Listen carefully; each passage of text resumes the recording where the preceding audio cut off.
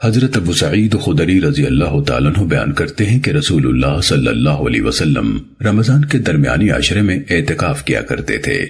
آپ نے 1 سال اعتکاف کیا، حتیٰ کہ جب 21ویں رات آ گئی اور قبل ازیں آپ اس رات کو اپنے اعتکاف سے نکل آیا کرتے تھے تو آپ نے فرمایا، جس نے میرے ساتھ اعتکاف کیا ہے تو وہ آخری عشرہ اعتکاف کرے۔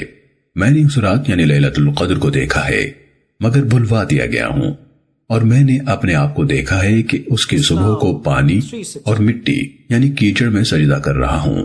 چنانچہ تم اسے آخری عشرے میں تلاش کرو اور اسے ہر طاق رات میں تلاش کرو۔ حضرت ابو سعید رضی اللہ تعالیٰ عنہ فرماتے ہیں، چنانچہ اسی رات بارش ہو گئی اور مسجد کی چھت جو چھڑیوں کی بنی ہوئی تھی یعنی چھپر نما تھی ٹپک پڑی۔ میری آنکھوں نے دیکھا کہ رسول اللہ صلی اللہ علیہ وسلم کی پیشانی اور ناک پر پانی اور مٹی یعنی کیچڑ کا نشان تھا، اور یہ 21ویں رات کی صبح تھی۔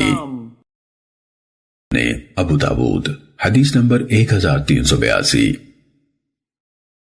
حضرت ابو سعید خدری رضی اللہ تعالیٰ عنہ نے بیان کیا کہ رسول اللہ صلی اللہ علیہ وسلم نے فرمایا، اسے رمضان کے آخری عشرے میں تلاش کرو، 9ویں، 7ویں اور 5ویں رات میں تلاش کرو، یعنی آخر مہینہ سے۔